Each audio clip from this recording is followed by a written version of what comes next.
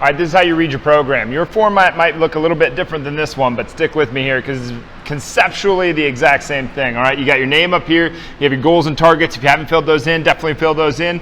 You have your plan. Your plan is going to tell you a little bit about how many days you're going to work out and which exercises you're going to do. You just follow that right there. Your commitments. These are things that you are going to do, that you are going to commit to for the duration of this time. So really, like, the first one on here for me is make you your first priority, and the second one is to make 15 minutes to relax every day this month. Throughout this program, I'm committing to, I'm leaving no other option that I'm going to relax for 15 minutes every day.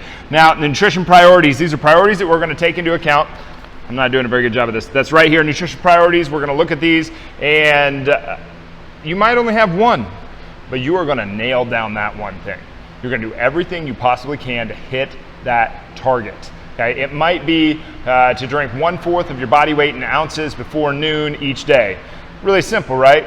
Except that it's probably a little bit difficult to do. And if you can do this, we're going to take 2 weeks, maybe 4 weeks. We're going to nail down this thing. If we take 2 weeks to nail this down, and we go to another one, we go to another one, we go to another one, that's 26 in a year. 26 habits is going to make you a very, very good at your nutrition game. All right, then you've got your foam rolling here. You don't need to do this in order, okay? You don't necessarily need to do this in order, but you can, okay? Your ramp over here, that's your warm-up. You do want to do that in order.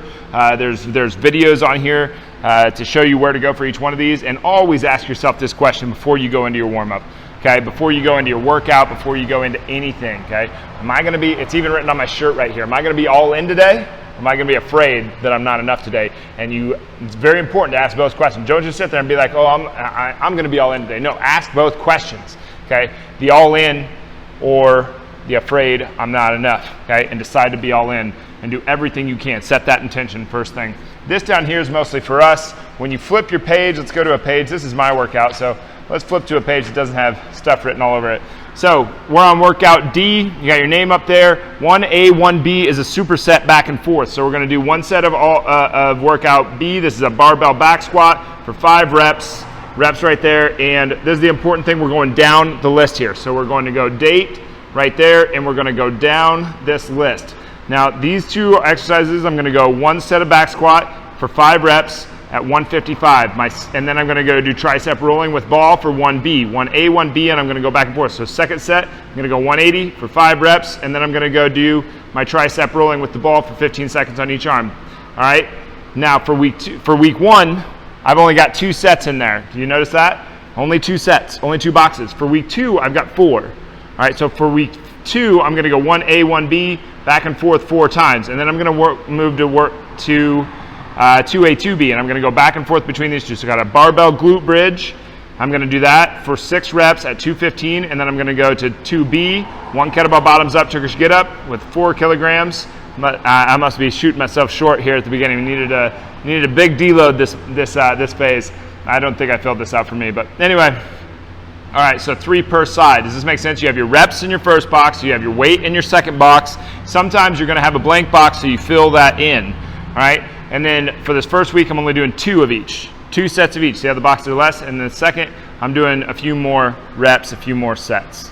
I hope this makes sense. But 3A, 3B, I'm going to go back and forth between those two. 4A, 4B, and this is week 1, and then week 2, and then week 3, and then week 4 on the last column here. So you're working across the page, but you're not doing it this way. Your sets and reps don't go that way. So let's pick out a different day. All right, so we're going workout E, 2.0 phase 4. So barbell overhead press with a pull-up. So I'm going 1A, 1B. 1A is a barbell overhead press. 1B is a pull-up. So if you're looking at this, what are we going to do? Oh, it's backwards. Oh no. Sorry guys. But on week 3, we're going to do 4 sets, 145, 165, 175, 175 for my last set. And I'm going to do 4 chin-ups total on that time. Interesting. All right, and then 2A, 2B, we're going to go back and forth there. So that's how you read that's a quick run through of how you read your program. And there's going to be a little percentage right there with the parentheses around it. That's where you take your 1 rep max times your percentage to get the weight that you're doing on that day. And we're going to have another video on here doing the math of strength to figure out how to actually do your 1 rep max. and how to actually use that with this. It's not complicated. It's really simple. We try to make this easy as possible for everybody to do. It's very, very simple. You take your 1 rep max that you're going to find here in a little bit, and you're going to take it times that percentage, and that's going to give you the weight for that day. You just fill that out real quick before you jump into your workout, and you follow that, and you can always go down 30% or up 10%. We don't want to go over 10% up. Okay, this is a plan. We're designing stress on the body to give us something in return. So we want to really take into consideration that some of these things might feel really light. Nothing wrong with that. Keep them light. We want them that way because we're coaxing the body along. We're letting it learn. All right. So follow the weight on the sheet. If the weight feels really, really heavy, it's obviously way too much weight, and we need to back it down by at least 30, by somewhere in that 10% up to 30% down. That's 40% that you get of room to work in there. All right. We want technique. We want technical proficiency on everything. Okay. Do not sacrifice technique for a couple reps. It is not worth it. It's not giving your body anything. All you're doing is practicing doing it poorly. We don't want to do that. We definitely don't want to do that. All right. So follow your weights. Make sure to use your percentages. Don't try to get this ego contest where, man, I feel really good today, and you ruin out what could have happened on week 4, okay? Follow the plan. The plan is going to take you somewhere good.